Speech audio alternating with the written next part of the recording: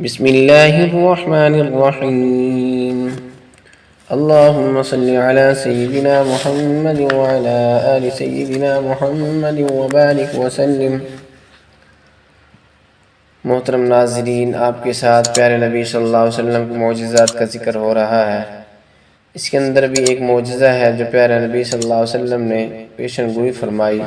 حضرت عدی بن حاتم سے فرمایا، اگر تیری عمر بڑی ہوگی تو دیکھے گا ایک عورت تنہا اونٹنی پر سوار ہو کر ہرہ سے چلے گی اور کعبہ پہنچ کر طواف کرے گی، اور سوائے اللہ تعالیٰ کے اس کو کسی چور اور لٹیرے کا ڈر نہ ہوگا۔ اگر تیری عمر زیادہ ہوئی تو دیکھے گا مسلمانوں کے لیے کسریٰ یعنی بادشاہ کے خزانے کھول دیے جائیں گے۔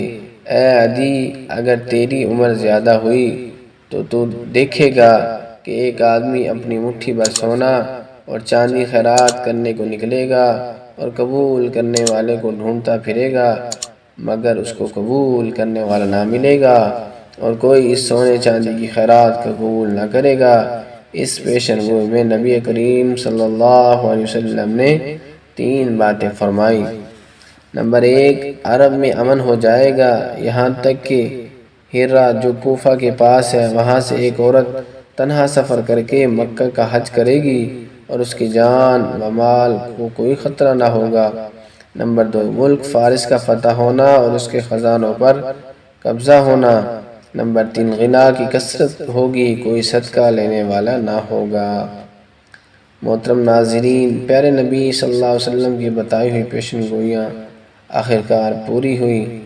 اسی طرح ایک اور معجزہ، نبی کریم صلی اللہ علیہ وسلم نے سراقہ بن مالک سے فرمایا، اے سراقہ، کیا حال ہوگا جب تم کو کسریٰ بادشاہ فارس کے دونوں کنگن پہنائے جائیں گے۔ پھر جب عمر رضی اللہ تعالیٰ عنہ کے عہد خلافت میں فارس فتح ہوا اور کسریٰ کے دونوں کنگن حاضر کیے گئے تو حضرت عمر رضی اللہ تعالیٰ عنہ نے سراقہ کو طلب کیا اور دونوں کی کنگن ان کو پہنا دیے اور فرمایا، اس اللہ تعالیٰ کا شکر ہے جس نے دونوں کنگن کسریٰ سے چھیننے اور سراقہ کے ہاتھوں میں پہنائے۔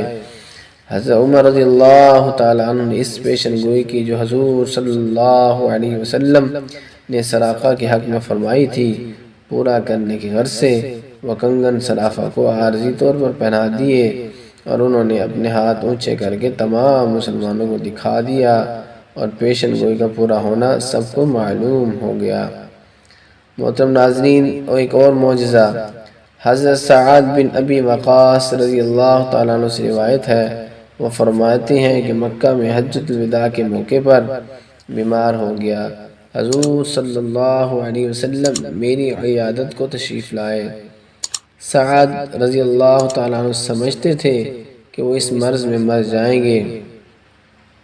محترم ناظرین، انہوں نے عرض کیا، یا رسول اللہ صلی اللہ علیہ وسلم، میری وارث ایک بیٹی ہوگی، میں اپنے مال کے 2 حصے وصیت کر جاؤں؟